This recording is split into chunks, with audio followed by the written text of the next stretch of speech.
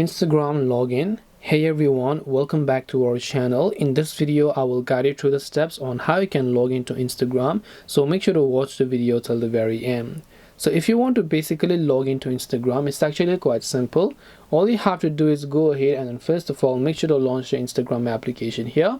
And once you launch the Instagram app, what you want to do is, by the way, if you don't have an account, you can tap the option called create new account in this case. And once you tap on that option known as create new account, what you basically want to do is you can enter the full name and the last name in order to create a new account. But if you want to actually basically go ahead and then create a new account, what you have to do is, or if you want to log in, you can just go ahead and tap on the login option here in order to directly log in to your Instagram account. This way you'll be able to go ahead and then basically log into your Instagram account. Hope this video was very helpful. If you have got any more questions, queries or doubts, feel free to leave them down in the comment section. Thank you for watching till the end of this tutorial, and see you soon in our next video.